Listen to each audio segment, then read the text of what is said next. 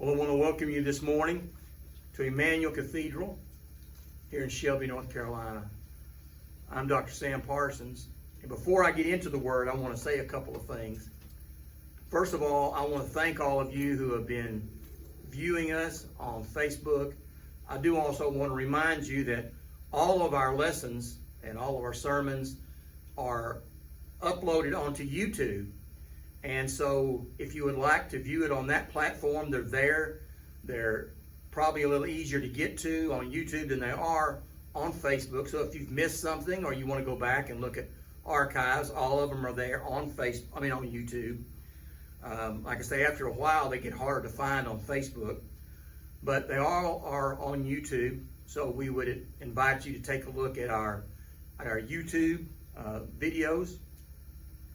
I also want to say thank you to all of you who follow our Facebook page and have liked our Facebook page. And I want to especially thank someone. I don't have a way, or I haven't figured out a way. Now y'all got to remember, I have a little tech knowledge, but I wouldn't call myself real tech savvy. There may be a way of doing it, but I don't know how it is. So I don't know how to find out who this person is, but I just wanted to say thank you to a person who has posted as, if I can think of the name of it again, let me give me a drink of water. I believe it's Carnation's Boutique, who has donated to us a couple of times. I couldn't find out exactly how to contact them and thank them personally, but I do want to do that today. Thank you for giving to us. Those of you who are watching us, we would appreciate anything that you could give. There's going to be some changes happening in the next few weeks. I'm just going to bring this up. I'll be doing a little bit more talking to the group that's here. But we are, unless God works a major miracle within the next few weeks, we're going to be forced to vacate our building here. And right now, we don't have a place to go or don't know of a place to go. So be praying for us that God will open some doors. We do have somebody working with us to try to find us a place. But it's going to be very difficult for me in particular, to leave this building because I invested many, many days, many, many hours, and we invested probably $5,000 of our own money to get this building ready for us to occupy it. And people who had committed to helping us ended up not doing so. People who committed to being here and supporting us did not. And so we have to do what we have to do. But we're trusting God. And sometimes He closes one door to open another one. So just wanted to get that out there to you and tell you we appreciate you. We don't know what we're going to do going forward, but we will certainly do some announcing as we go through in our Facebook videos and let you kind of know what's going on. As we were singing, God changed my whole message. So I'm going to go to something that I hadn't even really prepared. So I'm going to go ahead and follow Him and try to do what He has for me to do. One of the biggest things that we all face, and one of the hardest things for us to learn to do, is to fight spiritual warfare. All of us find ourselves at different times in spiritual battle. If it weren't true, why would Paul have taken so much time writing about that we should put on the whole armor of God that we might be able to stand against all the fiery darts of the enemy. We are in a war. You know, we sometimes when we get saved, we think everything is hunky-dory. No more problems. Everything's going to be great. But what we don't realize is we just got saved. We're serving God. But now what we've done is we've got a big enemy that's against us. And before we weren't a threat to him, but now we are. So people are confused because too many times Christians are not told that you have an enemy. And second of all, they're not told that before you were saved, you weren't a threat to the enemy. When you get saved, now you are a threat. And guess what? Now he's going to come after you. Now it shouldn't be something that we're necessarily afraid of, or something that we're necessarily we don't realize that because of what Jesus did, we're already victorious. But if we allow him to, he can really hurt us. And unfortunately, I don't hear enough being taught to Christians about the warfare that we're in, or getting us prepared for the warfare that we're in. The biggest place where the warfare takes place is between our ears. The only thing that can really hurt us is when we listen to what the enemy tells us. And that's what he's going to do. He's going to sit on your shoulder. He's going to send one of his little demons to sit on your shoulder and tell you things like you're a failure, you're inadequate, you can't do it, you're not good enough, you're not smart enough, you're not pretty enough, you're not handsome enough, you don't have the intellect. You know, there's no way you can do what you're called to do. Now, the worst thing you can do is get in agreement with what he says. I want you to turn with me to Mark chapter 11. And we're going to look at verses 22 through 24.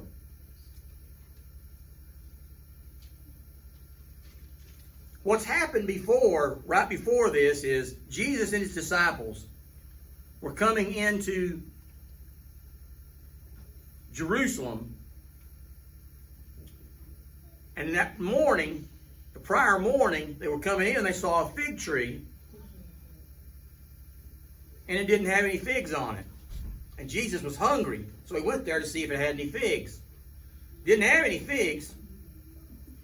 So he cursed that fig tree and said, "No man will ever eat figs from you again." While the following morning, as they're going to Jerusalem for the second time, as they passed by, they saw that fig tree. And Peter said to him, "Rabbi, look, the fig tree which you cursed has withered away." And when we get to verse 22 of Mark 11, this is what Jesus says to them. Jesus answered and said to them, "Have faith in God. For assuredly I say to you, whoever says to this mountain, 'Be removed and be cast into the sea,' and does not doubt in his heart, but believes that those things he says will be done, he will have whatever he says. Therefore I say to you, whatever things you ask when you pray, believe that you receive them, and you will have them." He says before you even see them come to pass, we're supposed to believe that we have them. The other thing that this points out, if you look at it, it talks about the words that we say. Do you know that one of the most important things, and I heard my wife tell my grandson, my oldest grandson, this the other day. Your words have power. God created everything you see with His words. Now, am I saying we're God? Well, what the Word says is that we're created in the image and likeness of God. So we're not God, but there's a part of us that has some of the same powers as God because we're created in His image and likeness. And when we speak words, they have creative or they have destructive power, just like His words. If you tell a child long enough, you're stupid, you are ignorant, you're ugly, you don't know anything, you'll never amount to anything, guess what's going to happen to that child? That's exactly what they're going to start to believe, and that's exactly what's going to happen to them. It's going to take a really, really, really strong child, which most of them aren't, to be able to cast all those things off and not believe that those words are true about themselves. And many of them have to go through some type of deliverance or major experience with God before such time as they're delivered from the words that are spoken over them by their parents or teachers or somebody else. I don't know if y'all maybe have heard of him, but one teacher that I really enjoy listening to is a man named Rick Renner.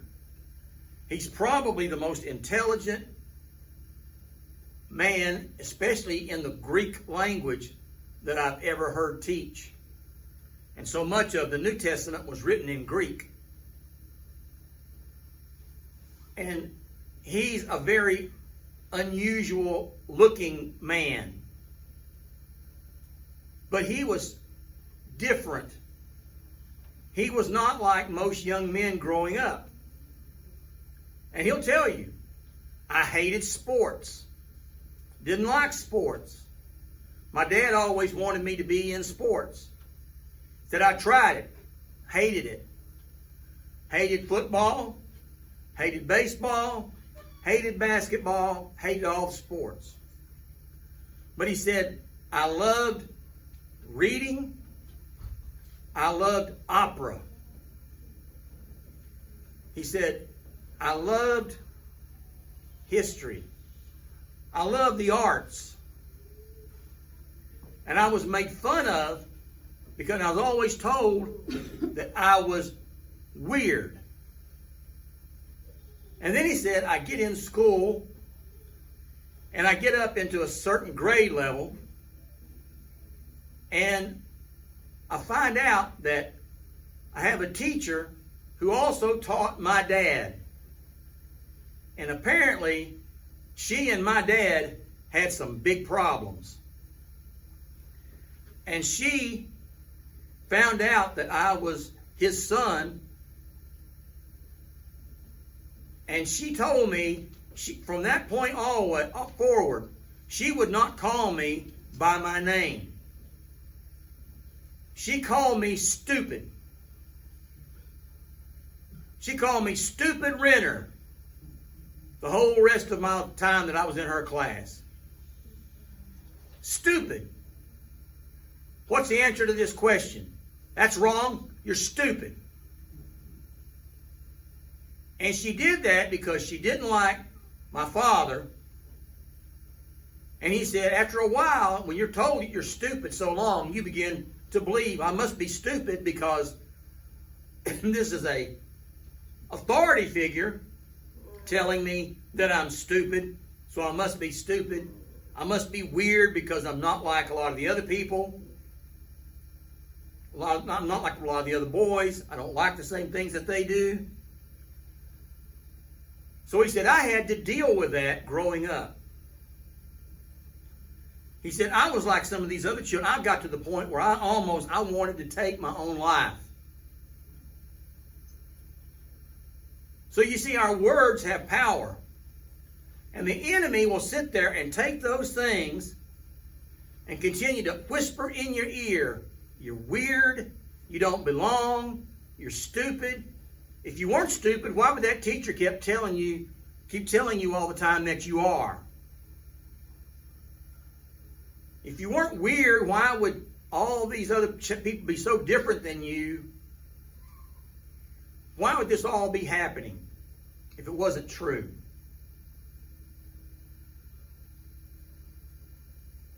But now, guess what? This man he's an expert in Greek. And guess what he did? He married an opera singer. So his love of opera led him to marry an opera singer.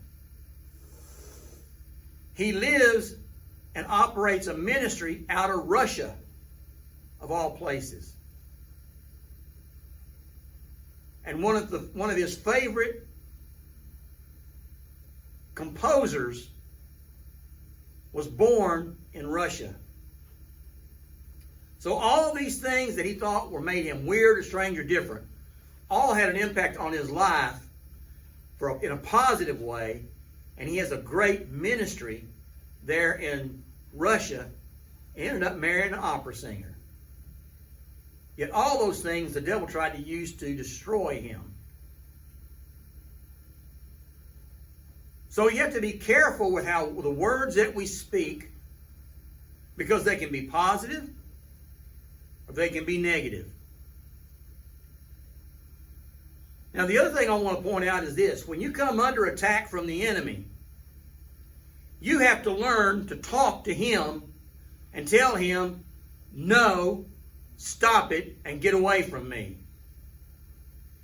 He will attack you in your physical body. And I'm telling this to some people in this room. You keep getting attacked. Do you ever talk back to him? I would dare say most of the time you don't. Most of the time you say, oh, I'm hurting. Oh, my back. Oh, my hips. Oh, my leg. Oh, whatever. My shoulders, whatever. You could start complaining about how bad you hurt. But you don't speak to him and say, I rebuke you. I'm healed. That pain's got to go. Instead of talking about how much I hurt. Do you ever stop and say, I rebuke this pain in the name of Jesus? You've been told to do that. You've been taught to do that. How many times do you do it? We take I went through a situation here recently, as a week or two ago. The doctors told me that they thought I'd had a heart attack. But they wouldn't be sure until they ran a catheter into my heart, pumped dye in there, checked the blood flow to be sure what was going on with my heart.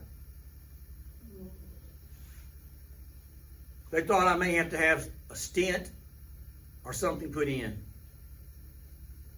Well, when somebody tells you that, it's normal to be afraid or be scared or to be concerned. And I was all those things to a degree.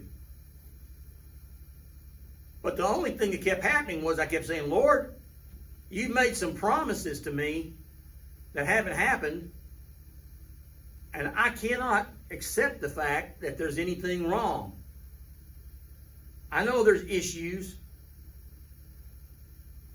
that may pop up once in a while, but I sure don't believe this. We had a time of prayer here. People laid hands on me, prayed for me when they went in and did the catheter. Now, this is what's weird, guys. I'm awake during this time. The way they do it now, they put you a little bit where you don't feel a lot of pain, but you're awake and you know where everything is going on. But they run a catheter through your wrist. And they run it through my arm all the way across my chest and into my heart. Now, it doesn't hurt, but I can feel that catheter going through me. It feels like something crawling under my skin as it grows across into my heart. And I'm well aware that that it's there. And so I'm just laying there like, what can I do? I mean, I'm awake. It doesn't hurt, but I know what they're doing. So they go through. They have a machine that's going across, taking pictures. I can hear the machine going back and forth above me, taking pictures. I just lay down, lay my head back, close my eyes, because I don't want to see what they do. I don't want to watch anything that they're doing. Once they give me the little bit of happy juice that they did, which wasn't a lot, I don't care what they do. Just do it and get over with. Well, it doesn't seem like it's very long, but I'm aware enough where the doctor tells me after he's done, he says, I've got good news for you, Mr. Parsons. There's nothing wrong with your heart. There's no evidence of damage. There's no blockages. And in about a couple of hours, after we make sure everything is okay with your incision, and we get you, a little bit of food in you and make sure everything's okay, you can go home. Well,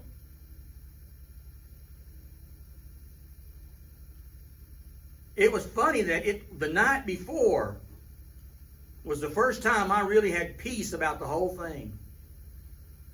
And I prayed and asked God, I said, Lord, I need some peace about this, because right now I really don't have a lot of peace. And all of a sudden everything changed.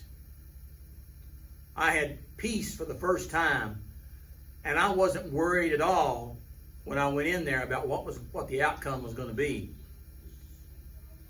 But for almost 2 weeks, I was a little concerned and not even really sure what was going to happen. I was almost positive initially that I was going to have at least a stent, but it ended up that I didn't have to have anything. So I thank God, because if there was something wrong, and 2 tests said there was, God healed me, and that's the way I'm going to stick with that. I'm not going to say the tests were wrong. I'm just going to say God healed me before he ran that catheter in there. But you know what? I come to the point that I just said, God, it's in your hands. What happens is up to you. But if I'd have kept on, and if I'd have been speaking stuff like, well, my heart's really bad, and I'm probably going to have stents, and I don't know what's going to happen. You can speak stuff into existence that wasn't even there before. So you have to learn to speak against those things that the enemy's trying to speak into your life. There's a lot of voices that you have coming at you. You have your own voice, which can cause problems for you if you listen. You have to choose. Are you going to listen to the voice of the enemy, or are you going to listen to the voice of God?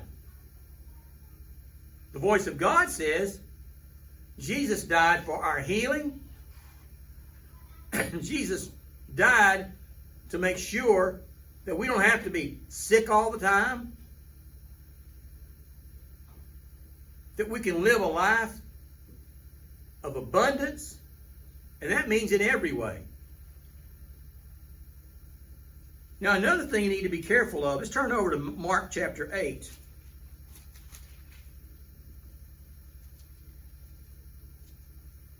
I want to look at verse 22, start at verse 22. 22 through 26 is what we're going to be looking at. And it says this, talking about Jesus, it says, then he came to Bethsaida. Now I want to stop right there and tell you, Bethsaida, there's another place in the Bible where it says Jesus pronounced a woe on Bethsaida and Chorazin. They were cursed cities because of the way that they had rejected God. They treated his prophets. But he came to Bethsaida, and they brought a blind man to him and begged him to touch him. So he took the blind man by the hand, and look what he did. He led him out of the town. Why did he do that? You got to stay away from people and get away from people who are negative, who don't believe the same way that you do about healing. And if they start talking junk, you need to just say, wait a minute, I can't be around you right now. I'm getting out of here. If you can't talk positive and you want to talk negative, we have nothing to discuss. I'm trusting God for my healing. And if you want to start talking to me that Jesus doesn't heal anymore, that those things have passed away, we got nothing to discuss. Because I'm believing God heals. Jesus had to take him out of that cursed city so that he wouldn't be around all those negative people. Once he got him out of town, he said, look where, and when he had spit on his eyes and put his hands on him, he asked him if he saw anything, and he looked up and said, I see men like trees walking. Then he put his hands on his eyes again and made him look up, and he was restored and saw everyone clearly. Then he sent him away to his house, saying, look at this. Neither go into the town, nor tell anyone in the town. Why? Cursed city. Don't tell them. They'll try to talk you out of your healing. When you tell people that God's healed you, not everyone's going to be happy about it. I had people who were astounded and almost disappointed that I was healed and I didn't have to have a stent in my heart. Family members. Almost disappointed.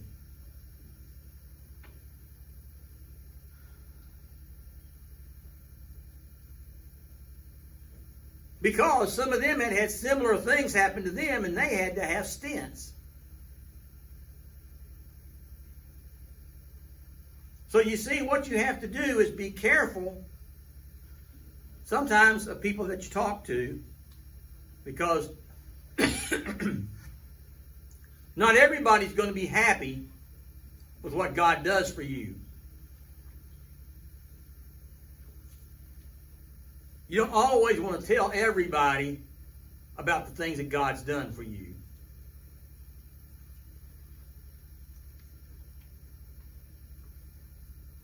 So I'm just saying, we are in warfare.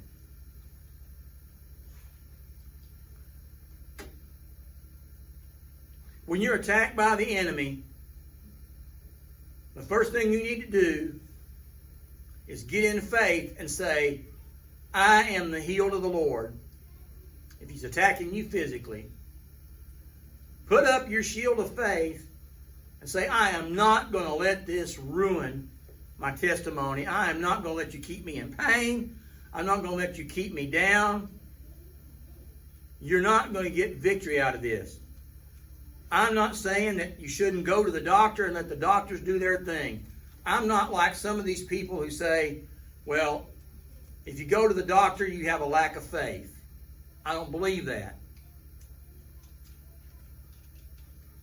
If doctors were of the devil, then when we went to them, they would make things a whole lot worse. And sometimes some of them do. But I believe that God gave us physicians to try to help us get better. God's not against physicians, because I believe that he works with physicians and through them at times to help bring healing. I'm for anything that helps us get better. The thing about it is without including God in the equation, you're very likely not going to get healed. And we want to keep him involved in everything that we do. Watch your words. Watch who you talk to. Watch who you share things with. And watch what they believe. Make sure it doesn't impact you. Speak the right words over yourself. Put up that shield of faith. Remember who you are. You're a child of the Most High God. You can have symptoms. Doesn't necessarily mean you got a disease. And even if it comes upon you, it can't remain because of what Jesus has done for you. I just want you to realize that our words have power. And the way that we address things and the way that we live our lives, we have to realize we're in spiritual warfare. We have to always be on the, I don't want to say defense, we have to be always on the offense. But we have to always be alert. The Word tells us to be sober, to be alert, because our enemy, the devil, goes around like a roaring lion seeking whom he may devour. He can't devour everyone. Only those who allow him to. He's seeking those that he can, who have let their shield down, who have allowed his voice to convince them that they are defeated, and have opened the door to allow him to get in and try to impact their lives. If we don't open the door for him, he can't hurt us. But if we do, he can take us down. Well, I pray this has been a blessing for you this morning. And I pray that you'll realize that spiritual warfare is not necessarily a bad thing, because it's already set up. We win. But the only way we win is by not allowing the devil to come in and beat us. We have to do what's required of us, and that is to take and put on the full armor of God and to stand against him and not allow the things he tells us to get in our minds and cause us to allow him, cause us to fail or to fall. Be strong in the Lord and in the power of his might, and you'll make it. We'll all make it. I bless you this morning in the name of the Father, and of the Son, and of the Holy Spirit. May God be with you. Amen.